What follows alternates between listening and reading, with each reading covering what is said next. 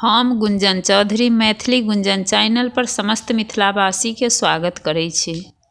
आइ हम एकटा विद्यापति के गीत लऽ कऽ उपस्थित छी।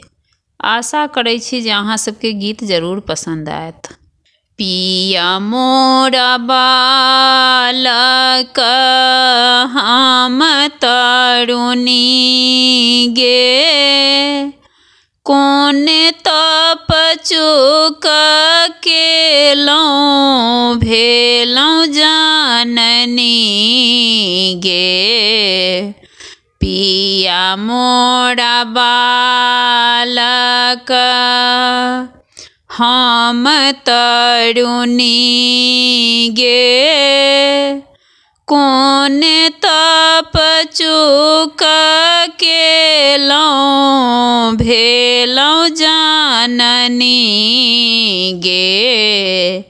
पिया मोरा बालक लए गोदी पिया गेलहुँ बजारे, हटिया के लोग पूछे के लगे तोहार, नाए मोरा देवर नाए छोट भाई, पूर्व लिखल छल बालमा हमार, हमरा बाबाजी के कहबन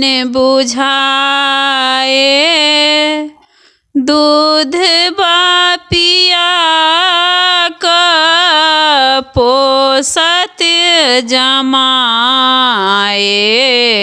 पिया मोरा बालक हम तरुणी गे, कोन तप चूकलहुँ भेलहुँ जाननी गे। पिया मोरा बालक नाए मोरा टका टुका, नाए धेनु गाए, कथी लाए पोसब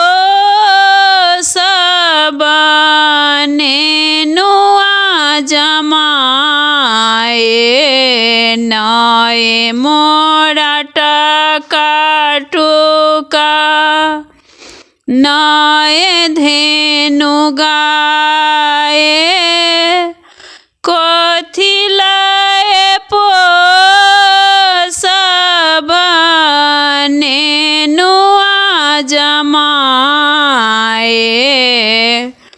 नहीं विद्यापति सुनु ब्रज नारी, धैर्य धैर्य रहु भेटत मुरारी, भानहि विद्यापति सुनु ब्रज रानी, धैर्य धैर्य रहु भेटत मुरारी।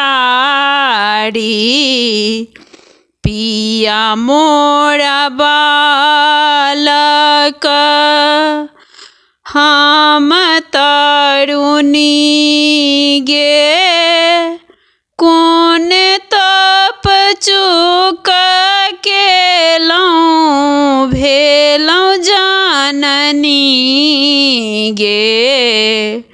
पिया मोरा बालक